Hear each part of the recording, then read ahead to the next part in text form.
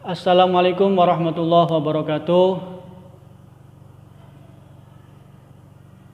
Anak-anakku semuanya, bagaimana kabar kalian hari ini? Alhamdulillah ya, semoga kalian tetap semua dalam keadaan sehat walafiat ya. Dan kalian pun tetap semangat walaupun pembelajaran kita masih menggunakan pembelajaran online ya, jarak jauh dalam jaringan ya. Tapi mudah-mudahan ini semua tidak mengurangi keberkahan thalabul ilminya kalian, dan semoga ini semua tetap mendapat ridho dari Allah Subhanahu wa taala. Anak-anakku semuanya, ya, sebelum kita mulai ke materi pembelajaran, mari kita awali dengan Bapak mengabsen kalian dulu ya. Ahmad Kausar hadir, Azra Rana hadir, Aldi Aziz hadir, Ali Mustafa hadir, Alfiana Soleha hadiro, Anindita hadiro, Azka Akila hadiro, Dina Nabila hadiro, Zulfikar Taufikur Rahman, Zulfikar, wah kemana nih Zulfikar? Ada yang tahu nggak kemana Zulfikar? Ahmad Kosar tahu, ada teman barangkali kamu kabar dari Zulfikar. Oh izin, kemana Zulfikar? Kemana Zulfikar ini? Oh lagi luar kota. Ya oke, makasih ya Ahmad Kausar atas informasinya. Terima kasih.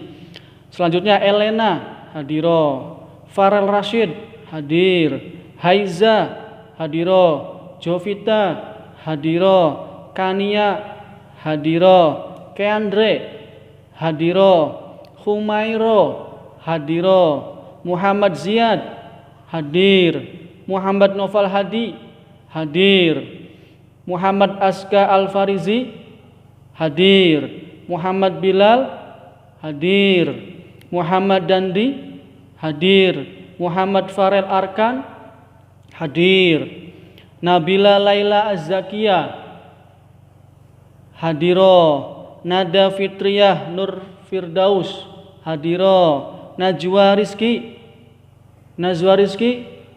oh nggak ada kabar. Kemana? Iya kemana Humairah? Oh sakit ya. Sudah berapa hari Humairah? 2 hari. Oh, udah tengok apa? Udah ditengok. Iya ya. Ya kita doakannya semoga teman kalian ini Najwa Rizki semoga cepat sembuh, segera sehat walafiat. Amin ya Allah alamin.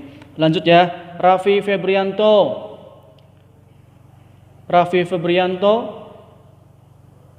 Ada yang tahu Raffi kemana?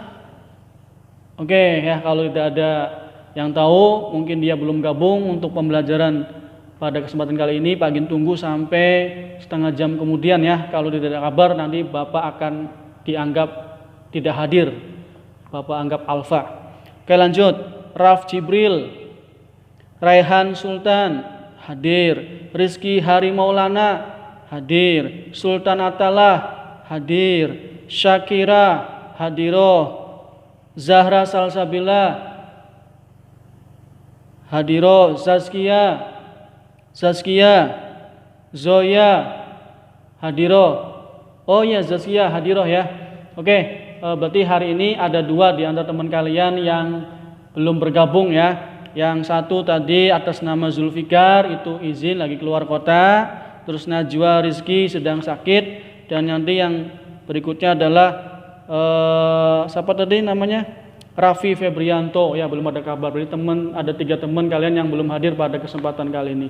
Oke, sebelum dimulai pembelajaran, Bapak mohon maaf ya karena hari ini pakainya kaos olahraga karena setelah pembelajaran nanti akan ada lomba-lomba khusus untuk guru-guru MTS Darul Hikam dalam rangka Agustusan ya. Jadi mohon maaf nih Bapak pakai kaos olahraga ya pada kesempatan kali ini. Oke anak-anakku semuanya ya, kesempatan kali ini adalah membahas masih tentang keistimewaan Al-Quran ya. Namun pada kesempatan kali ini hanya 3 sub pokok bahasan. Yang pertama adalah fungsi dan tujuan diturunkannya Al-Quran, yang kedua nama-nama lain Al-Quran, yang ketiga hikmah beriman kepada Al-Quran. Yaitu tujuannya adalah supaya kalian memahami, mengerti ya mengetahui fungsi dan tujuan diturunkannya Al-Quran. Yang kedua, kalian juga bisa mengidentifikasi ya nama-nama lain dari Al-Quran, dan kalian pun bisa memahami dan menjelaskan hikmah beriman kepada Al-Quranul Karim. Yaitu, oke, sebelumnya mari kita buka pembacaan pada hari ini. Kita buka dengan baca basmalah bersama-sama. Bismillahirrahmanirrahim. Ya, oke. Bismillahirrahmanirrahim. Rabbi shrahli sadri wa yassirli amri wahlul 'uqdatam min lisani yafqahu qawli, amma ba'd. Ya, kesempatan kali ini materinya adalah fungsi dan tujuan Al-Quran. Coba siapa yang tahu apa sih fungsi dan tujuan itu? Ya. Oh betul ya Ahmad Kausar ya, bahwasanya fungsi dan tujuan itu adalah sesuatu dari perjalanan ya, mendapatkan apa sih, seperti itu ya. Untuk apa sih gitu ya. Jadi sesuatu itu pasti ada tujuan dan fungsinya ya, apalagi Al-Qur'an ya, mukjizat Nabi Muhammad SAW itu sudah pasti ada fungsi dan tujuannya. Ya, oke, betul ya. Fungsi dan tujuan Al-Qur'an. Ya, anak-anakku semuanya, kalian bisa lihat slide-nya, ada kebaca sama kalian? Ya, silakan. Bapak pengen sebut nih, Ali Mustafa. Coba Ali Mustafa baca fungsi dan tujuan diturunkannya Al-Qur'an. Ya, sebagai petunjuk, mukjizat Nabi Muhammad SAW, penyempurna kitab sebelumnya. Tujuannya adalah membentuk pribadi Islami, membimbing dan memandu manusia, ya. Yang terakhir, membentuk masyarakat Islam, ya. Oke, terima kasih Ali Mustafa ya, sudah dibantu untuk membaca slide tentang fungsi dan tujuan Al-Qur'an. Oke, anak-anakku, dari ya slide fungsi dan tujuan Al-Qur'an, ada yang kalian tanyakan mengenai fungsi dan tujuan Al-Qur'an diturunkan? Ya, fungsi ya, yang pertama adalah sebagai petunjuk. Fungsi Al-Qur'an adalah sebagai petunjuk. Ya, petunjuk ya. Yang kedua adalah sebagai mukjizat Nabi Muhammad SAW. Yang ketiga, penyempurna kitab sebelumnya. Nah, petunjuk itu penting ya. Kalau kita tidak ada petunjuk, ya bisa jadi perjalanan kita akan tersesat. Bisa jadi perjalanan kita akan mengalami kesulitan. Bisa jadi kita akan mengalami keputusasaan. Oleh karena itu, yang namanya petunjuk itu sangat penting sekali. Keberadaannya, apapun yang kita lakukan itu harus ada petunjuknya, supaya mendapatkan keberhasilan, kebahagiaan, dan menghasilkan harapan yang kita inginkan. Itu petunjuk sangat penting, apalagi dalam kehidupan manusia di dunia dan di akhirat. Nah, itulah maka fungsi Al-Qur'an adalah sebagai petunjuk manusia ya, di dunia sampai di akhirat. Oke, itu ada pertanyaan. Paham semua? Fahimtum? Oke ya, itu. Yang kedua, fungsi Al-Qur'an adalah sebagai mukjizat Nabi Muhammad SAW. Mukjizat terbesar, mukjizat teragung, mukjizat yang paling luar biasa diterima oleh Nabi Muhammad SAW. Itu adalah Al-Qur'an. Ya, itu.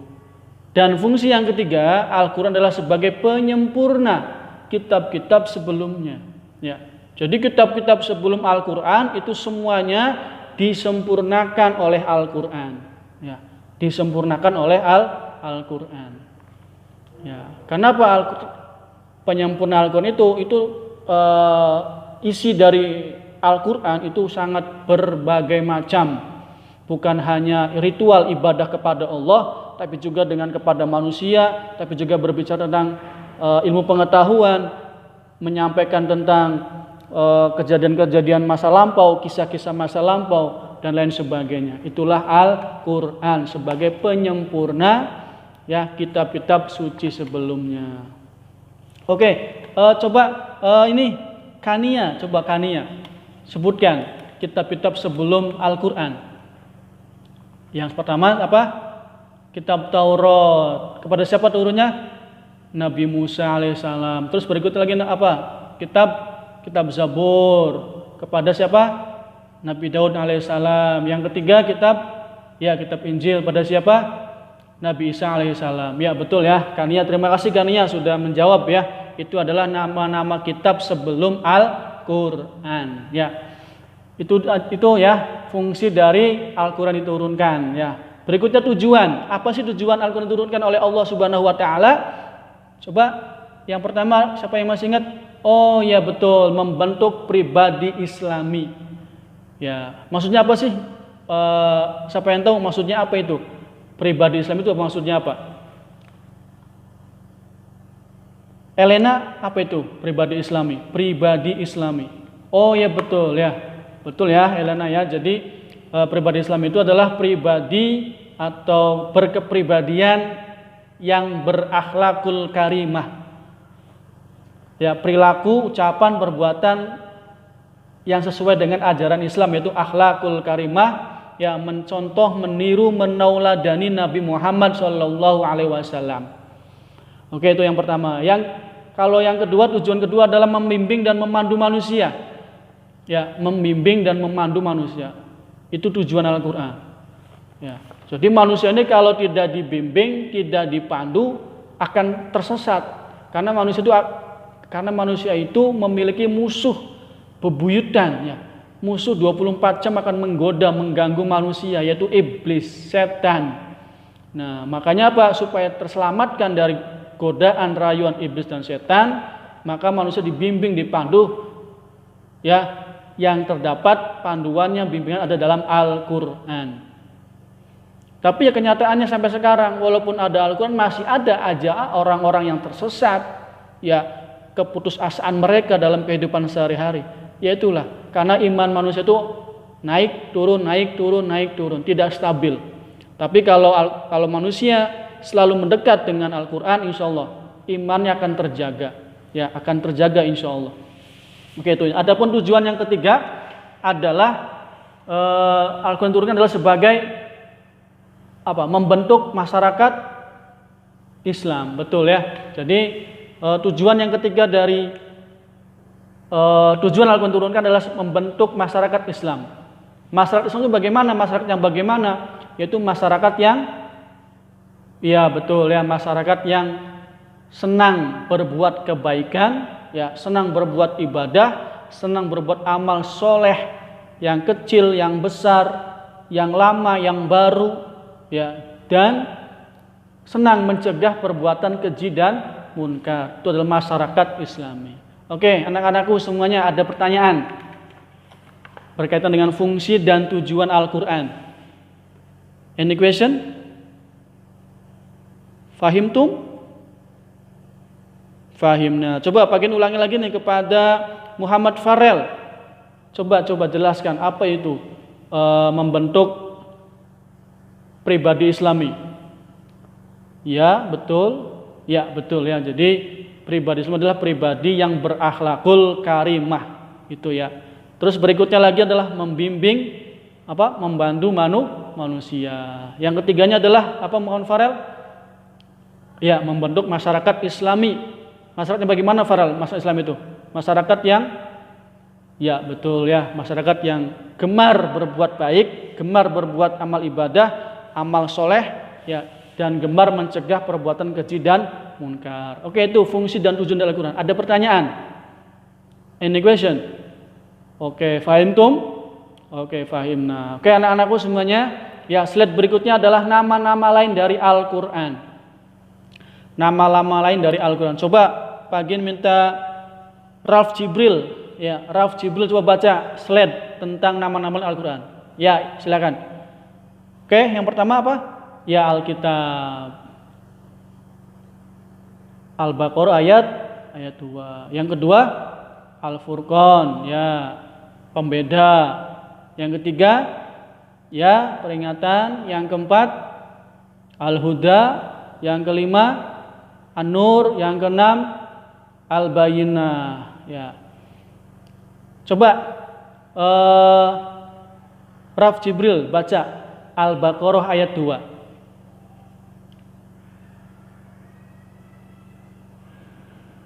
Shadaqallahul adzim. Terima kasih ya Raf Jibril sudah membaca surat Al-Baqarah ayat 2. Ya betul ya, itu adalah nama-nama lain dari Al-Qur'an.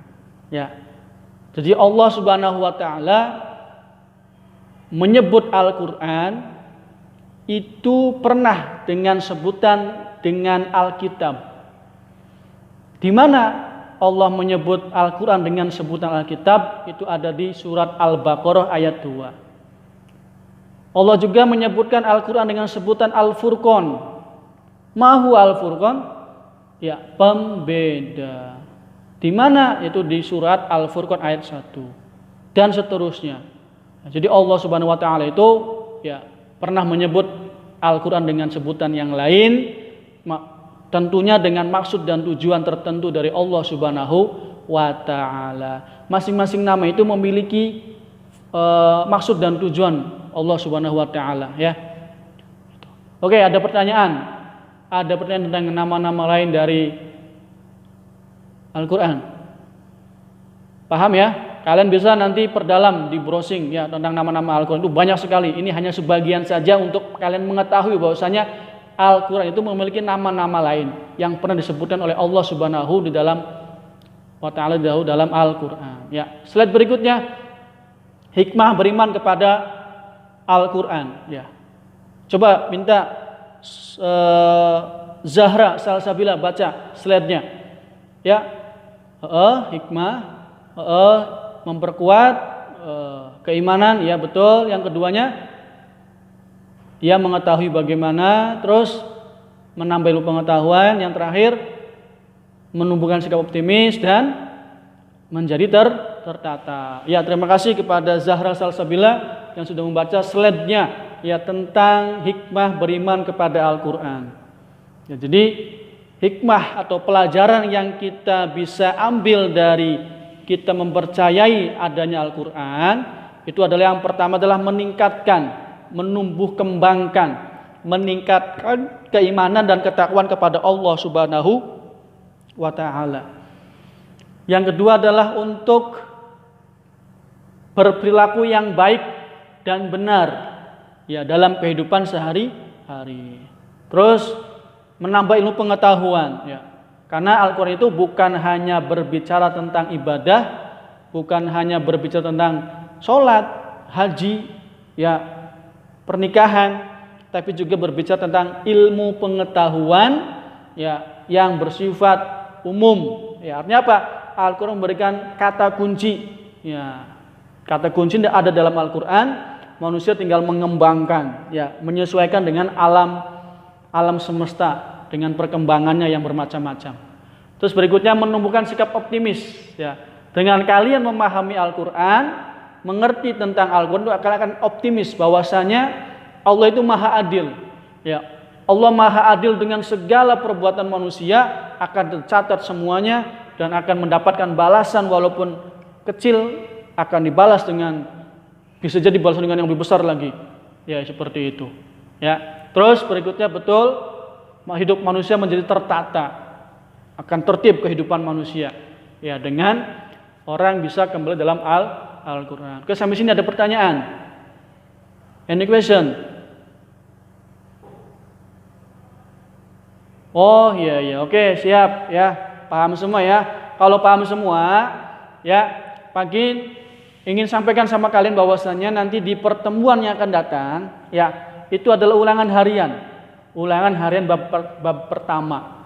Jadi kalian harus baca lagi yang materi pertemuan yang pertama dan pertemuan yang kedua. Pagin akan upload ya PPT ya bab 1 pertemuan pertama dan pertemuan kedua Pagin upload di e-learning. Ya, kalian buka lagi e-learningnya, kalian buka bahan ajar, kalian temukan di sana ya, kalian baca materinya dan kalian pun perdalam dengan membaca sumber-sumber yang lain. Ya, itu sebagai persiapan kalian nanti untuk ulangan harian bab 1. Ulangan hariannya akan bagian upload di e-learning juga. Ya, kalian selesaikan ya soalnya dengan baik, dengan dengan hati-hati ya tentunya, dan semoga kalian pun akan mampu menyelesaikan dengan baik dan nilainya maksimal semua. Ya, itu ya, paham semuanya? Oke, paham ya. Kalau paham semua, ya untuk pembelajaran kali ini dianggap cukup, dianggap selesai. Ya, tutup dengan baca hamdalah. Alhamdulillahirabbil alamin. Ya, kita tutup dengan bentuk majelis subhanakallahumma wa bihamdika astaghfiruka wa atubu ilaih. Ya, terima kasih. Wassalamualaikum warahmatullahi wabarakatuh.